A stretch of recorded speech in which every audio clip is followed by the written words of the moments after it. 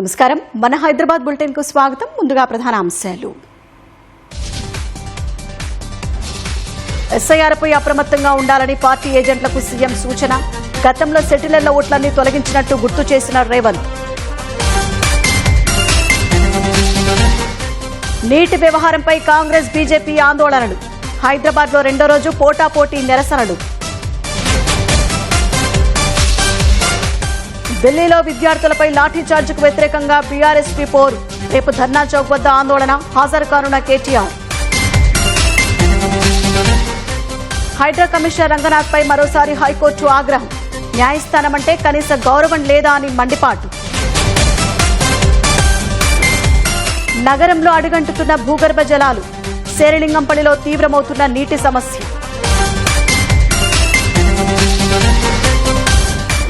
DGP కార్యాలయంలో head constable ఆత్మహత్య. అప్పులు, బెట్టింగ్ యాప్లే కారణంగా బలవన్మరణం.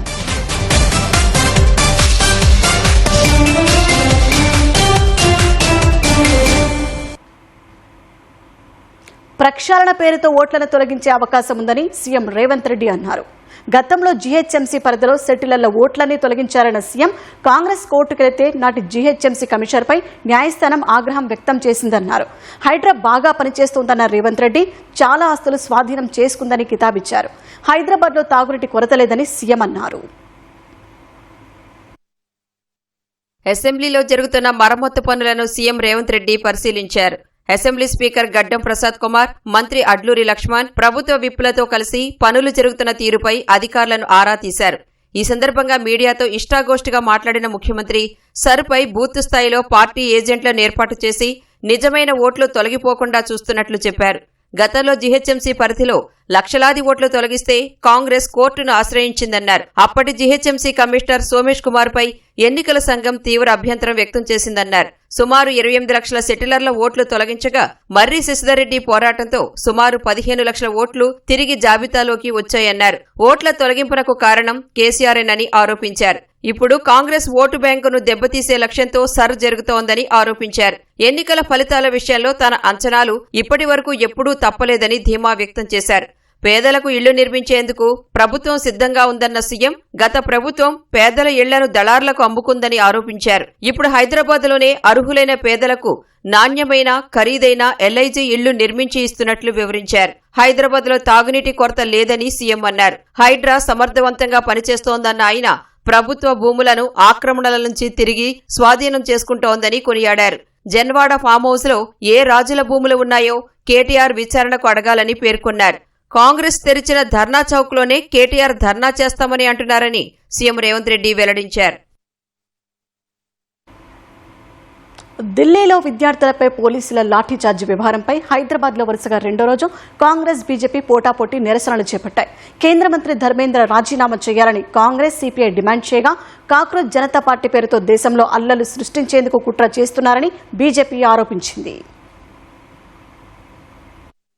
నీట్ పేపర్ లీక్ వ్యవహారంలో కేంద్రం బాధ్యతారాహిత్యాన్ని వ్యతిరేకిస్తూ సిపిఐ ఆధ్వర్యంలో హైదరాబాద్లో ర్యాలీ నిర్వహించారు. లిబర్టీ చౌరస్తా నుంచి ట్యాంక్ బండ్పై ఉన్న అంబేద్కర్ విగ్రహం వరకు ప్రదర్శన చేపట్టారు. ఈ కార్యక్రమంలో పాల్గొన్న ఎమ్మెల్యే కోనంనేని సాంబశివరావు బీజేపీ ప్రభుత్వానికి రోజులు దగ్గరపడ్డాయని విమర్శించారు. కంటోన్మెంట్ ఎమ్మెల్యే శ్రీ గణేష్ ఆధ్వర్యంలో పికెట్ నుంచి కార్ఖానా వరకు ర్యాలీ తీశారు. శంషాబాద్లో విద్యార్థి సంఘాలు ఆందోళన చేపట్టాయి. వివిధ కళాశాలల విద్యార్థులు ప్రదర్శన నిర్వహించి కేంద్రానికి వ్యతిరేకంగా నినాదాలు చేశారు. బెంగళూరు, హైదరాబాద్ జాతీయ రహదారిపై కాసేపు ట్రాఫిక్ కు అంతరాయం ఏర్పడగా పోలీసులు నియంత్రించారు.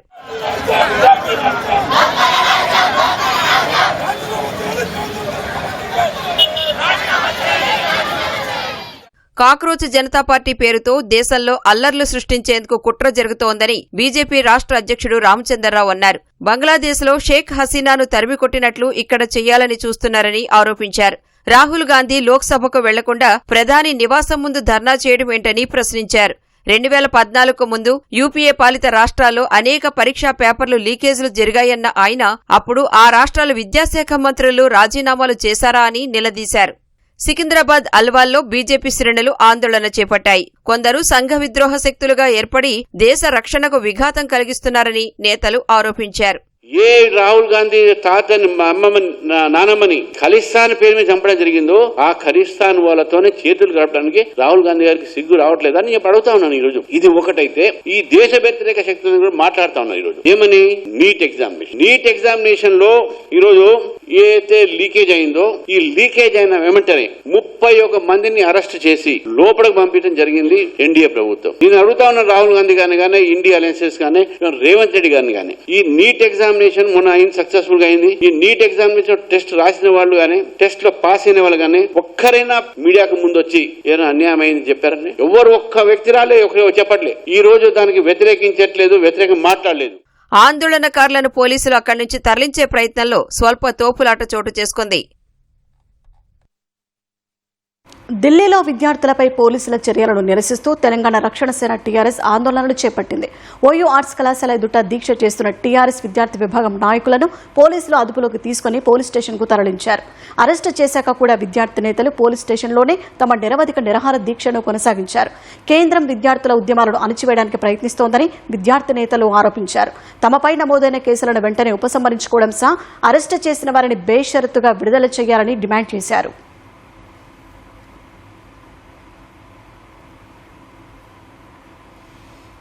ఢిల్లీలో విద్యార్థులు యువతపై జరిగిన పోలీసుల దాడులు కేంద్రం అనుసరిస్తున్న అణచివేత ధోరణికి నిరసనగా బీఆర్ఎస్ విద్యార్థి విభాగం బీఆర్ఎస్పీ రేపు నిరసన చేపట్టనుంది. రేపు ఉదయం 10 గంటలకు హైదరాబాద్ ఇందిరా పార్కు వద్ద జరిగే ఆందోళనలో బీఆర్ఎస్ కార్యనిర్వాహక అధ్యక్షుడు కేటీఆర్ పాల్గొని విద్యార్థుల ఉద్యమానికి సంఘీభావం ప్రకటించనున్నారు. బలప్రయోగంతో భారత యువత గొంతును అణచివేయలేరన్న కేటీఆర్ ప్రజాస్వామ్యంలో భిన్నాభిప్రాయాన్ని వ్యక్తం చేసే రాజ్యాంగబద్ద హక్కును కాలరాయడాన్ని ఖండిస్తున్నట్లు ఎక్స్లో పోస్టు చేశారు. ప్రతి ఒక్కరూ రేపటి నిరసనలో పాల్గొని రాజ్యాంగం కల్పించిన నిరసన హక్కును పరిరక్షించేందుకు ఐక్యంగా నిలవాలని పిలుపునిచ్చారు.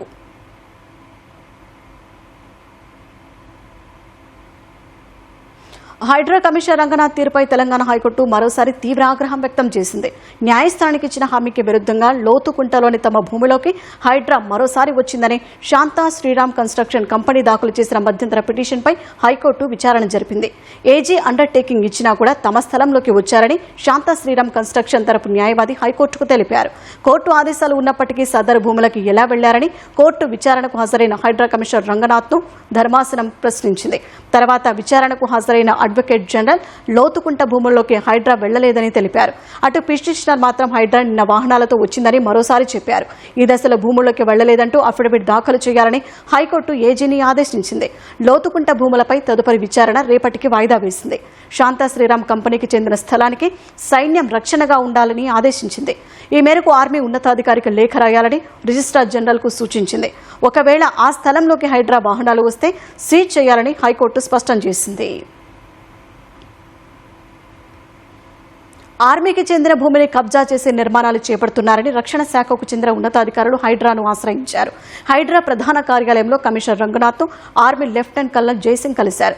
మేడ్చల్ మల్కాజ్గిరి జిల్లా కుత్బుల్లాపూర్లోని జిఎల్ఆర్ సర్వే 507లోని ఆర్మీకి చెందిన A1 భూమిలో ప్లాట్ నంబర్ 2728లోని 450 గజాలు ఆక్రమించి 2 అంతస్తుల భవనాన్ని నిర్మిస్తున్నారని జైసింగ్ ఫిర్యాదు చేశారు. ఆ నిర్మాణానికి అనుమతులు కూడా లేవన్నారు. వెంటనే నిర్మాణాలను నిలిపివేసి ఆర్మీ స్థలాన్ని కాపాడాలని రంగనాథ్ను కోరారు. ఫిర్యాదును పరిశీలించిన హైడ్రా కమిషనర్ క్షేత్రస్థాయిలో పరిశీలించి నిర్ధారించుకున్నాక చర్యలు చేపట్టాలని అధికారులను ఆదేశించారు.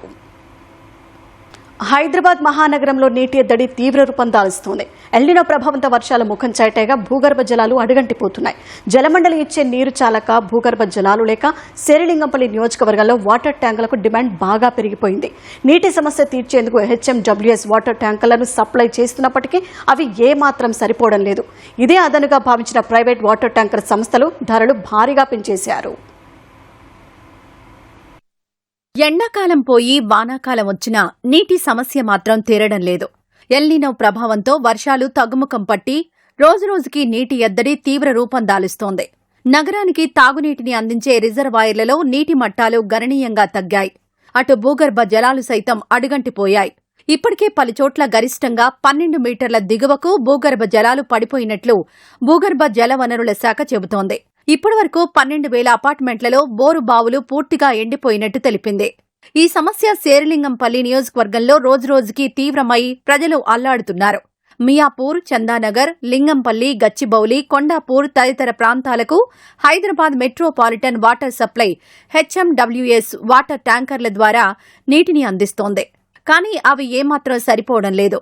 దీన్ని అదునుగా భావించిన ప్రైవేట్ వాటర్ ట్యాంకర్ సంస్థలు భారీగా ధరలు పెంచేశాయి.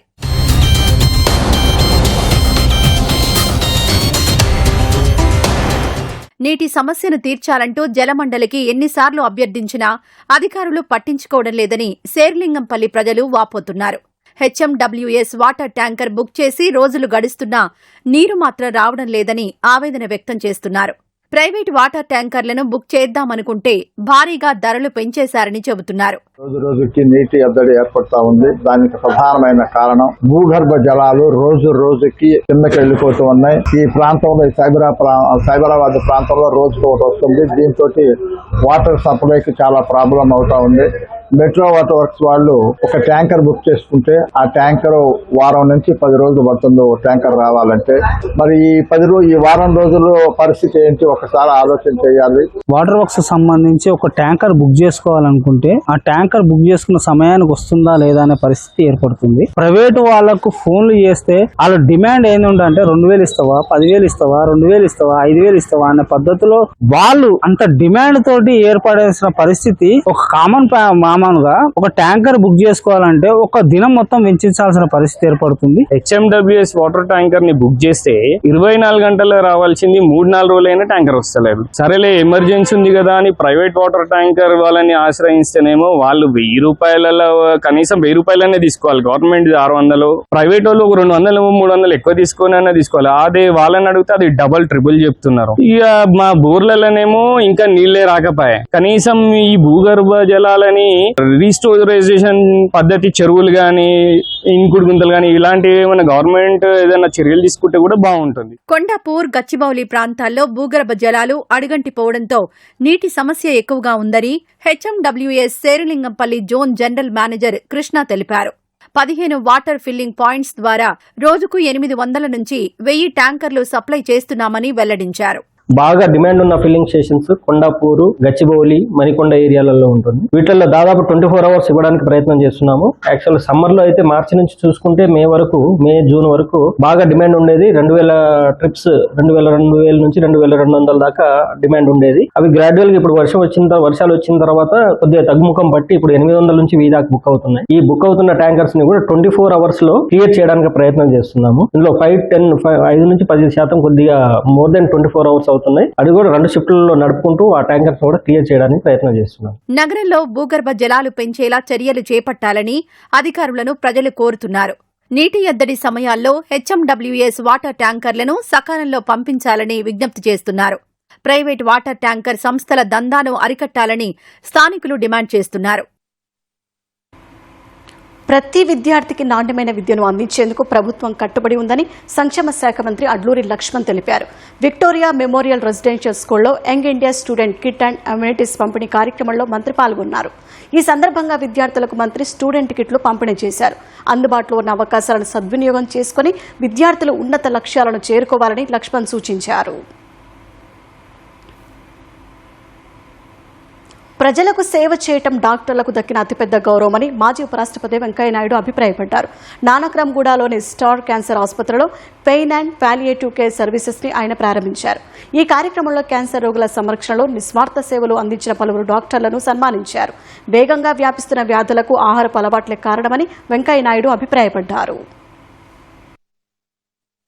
గురజాడ అప్పారావు గారు ఒక మాట చెప్పారు కదా, దేశం అంటే మట్టి కాదోయ్, దేశం అంటే మనుషులు అని చెప్పారు. ఈ మనుషులకు సేవ చేయడం అనేది ఉందో ఒక మహాద్భుతమైన అవకాశం వైద్యులకు. వాళ్ళు పూర్వజన్మ సుకృతం అని చెప్పాలి. Pain and palliative care service అనే నూతనమైందనే కాదు ఇది, కానీ ఒక వినూత్న పద్ధతుల ద్వారా ఈ వాళ్ళకి స్వాంతన కలిగించే ప్రయత్నం చేయడం అవుతుందో. ఎందుకంటే రాచపండు వస్తే అది ఇక పోదు, మనం దాంతోనే పోతామనే భావన కూడా జనంలో ఉంది. కాదు, దాన్ని కూడా క్యూర్ చేయొచ్చు. తెలంగాణ రక్షణ సేన టీఆర్ఎస్ అధ్యక్షురాలు కల్వకుంట్ల కవిత కుటుంబ సమేతంగా జూబ్లీస్ పెద్దమ్మ తల్లిని దర్శించుకున్నారు. తమ చిన్న కుమారుడు ఆర్య జన్మదినం సందర్భంగా అమ్మవారికి ప్రత్యేక పూజలు నిర్వహించారు. ఈ సందర్భంగా కవిత దంపతులను సత్కరించిన ఆలయ చైర్మన్ వారికి అమ్మవారి ప్రసాదం అందజేశారు.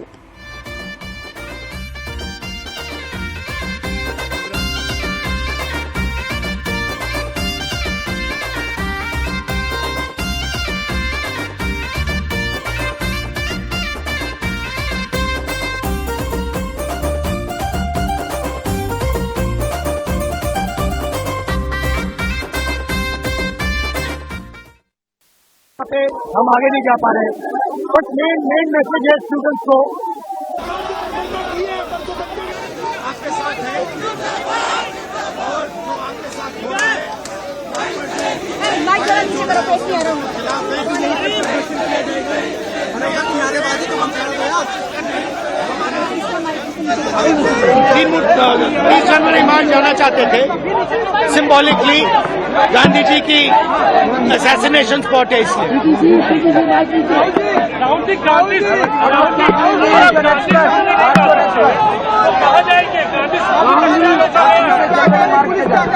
वो शायद आप खोल रहे हैं.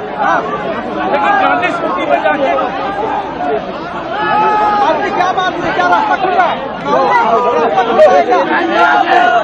पता नहीं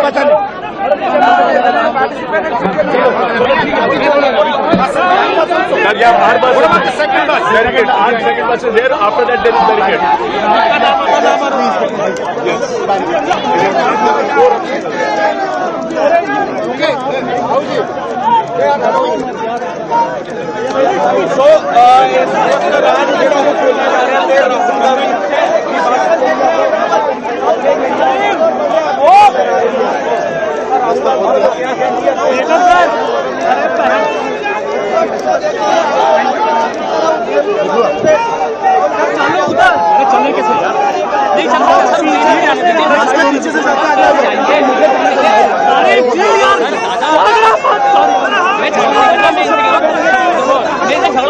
निकलो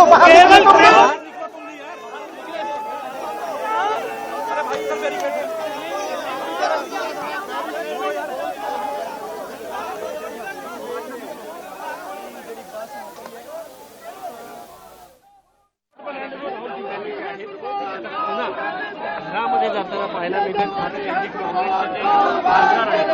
हे या ठिकाणी उपस्थित आहेत. त्याचवेळी देखील पाहायला मिळाला अरविंद सावंत हे देखील या ठिकाणी आल्याचं पाहायला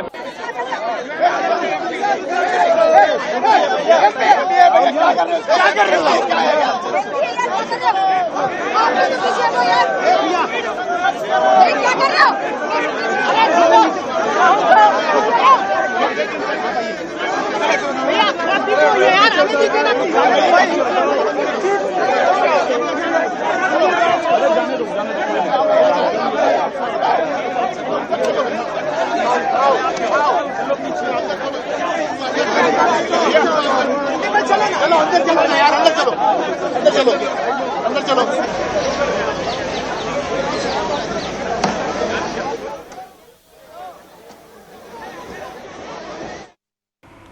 డీజీపీ కార్యాలయంలో స్పెషల్ పోలీస్ హెడ్ కానిస్టేబుల్ గా పనిచేస్తున్న స్వామి తన సర్వీస్ రివాల్వర్ తో కాల్చుకుని ఆత్మహత్యకు పాల్పడ్డారు. రాత్రి విధుల్లో ఉన్న స్వామి ఇవాళ ఉదయం 5:30 గంటల సమయంలో వాష్రూమ్ కు వెళ్లారు. అక్కడే రివాల్వర్ తో కాల్చుకుని మృతి చెందారు. అప్పుల బాధ, బెట్టింగ్ యాప్ కారణంగా స్వామి ఆత్మహత్యకు పాల్పడినట్టు పోలీసుల ప్రాథమిక దర్యాప్తులో తేలింది. ఆత్మహత్య చేసుకుంటున్నట్లు డైరీలో లేఖ రాసిన స్వామి భార్య, పిల్లల్ని ఏమీ అనొద్దని తన తల్లిదండ్రులు, సోదరులను ఉద్దేశించి రాశారు. తప్పు పూర్తిగా తనదేనని పేర్కొన్నారు. తన మరణంతో భార్య, పిల్లలకు ఎలాంటి సంబంధం లేదన్నారు. కానిస్టేబుల్ స్వస్థలం భువనగిరి జిల్లా చిట్యాల మండలం వెలిమినేడు గ్రామం. సైఫాబాద్ పోలీసులు కేసు దర్యాప్తు చేస్తున్నారు. మరిన్ని నగర వార్తలు వేగంగా సంక్షిప్తంగా చూద్దాం.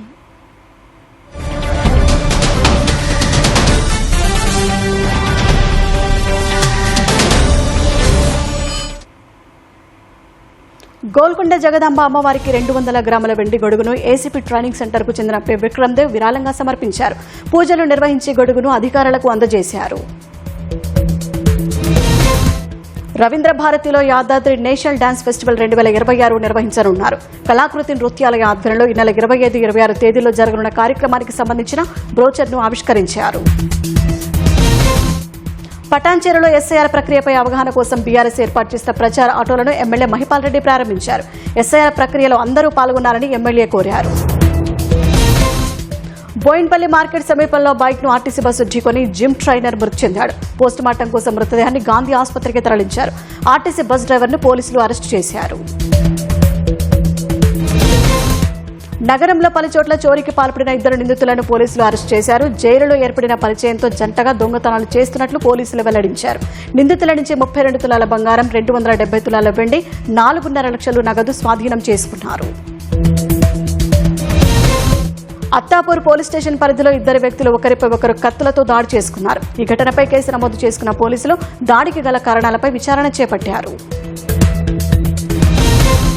బంజారాహిల్స్ లో విధులు నిర్వహిస్తున్న ట్రాఫిక్ ఎస్ఐపై మద్యం మత్తులో యువకుడు దాడికి పాల్పడిన ఘటన ఆలస్యంగా వెలుగులోకి వచ్చింది. నో పార్కింగ్ వద్ద వాహనాలను తొలగించే ప్రక్రియలు ఇరువురి మధ్య వాగ్వాదం జరిగి పోలీసుపై ఆ వ్యక్తి దాడికి దిగారు.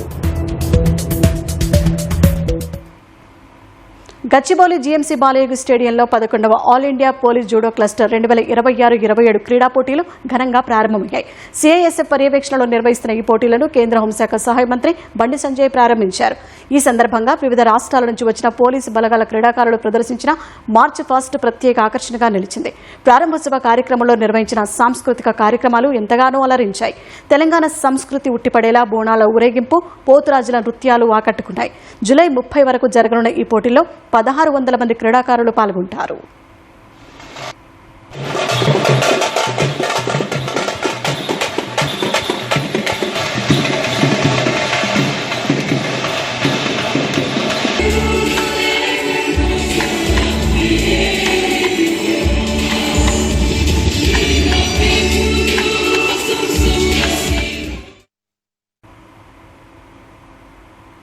కిరణ్ అబ్బవరం శ్రీ గౌరీప్రియ జంటగా నటించిన చెన్నై లవ్ స్టోరీ సినిమా శుక్రవారం ప్రేక్షకుల ముందుకు రానుంది. శిల్పకళా వేదికలో నిర్వహించిన ముందస్తు విడుదల కార్యక్రమానికి మెగాస్టార్ చిరంజీవి హాజరయ్యారు. తనను స్ఫూర్తిగా తీసుకుని ప్రయోజకులయ్యే అభిమానులంటే గర్వంగా ఉంటుందని చిరంజీవి తెలిపారు. కిరణ్ అబ్బవరం లాంటి యువత చిత్ర పరిశ్రమలోకి అడుగుపెట్టి విజయాలు సాధించాలని ఆకాంక్షించారు. చెన్నై లవ్ స్టోరీ చిత్రం విజయం సాధిస్తుందని చిరంజీవి ఆశాభావం వ్యక్తం చేశారు. ఇక్కడ ఎవరైనా సరే నా అభిమానులు అంటే ఇష్టపడతాను, కానీ అభిమానులు పైకి వస్తే కనుక నా ప్రాణప్రదంగా చూసుకుంటాను. అవకాశాలు దానంతరం వస్తాయి. అవకాశాల కోసం వచ్చి రాగానే దాన్ని ఎంబ్రేస్ చేసుకోవాలి. కష్టాలు ఉంటాయి, నష్టాలు ఉంటాయి, అవమానాలు ఉంటాయి. ఇవన్నిటిని అధిగమించేలాగా మనం ముందుకు సాగిపోతూ ఉండాలి. ఈ కిరణ్ అబ్బవరం లాంటి వ్యక్తులు రావాలి, కొత్త బ్లడ్ ఇన్ఫ్యూజ్ కావాలి, కొత్త బ్లడ్ ఈ యొక్క పరిశ్రమలో ఉండాలి, రావాలి. అప్పుడే ఈ పరిశ్రమ ముందుకి కొనసాగుతుంది, సస్యశ్యామలంగా ఉంటుంది, ఎప్పుడు ఫ్రెష్గా ఉంటుంది. ఇది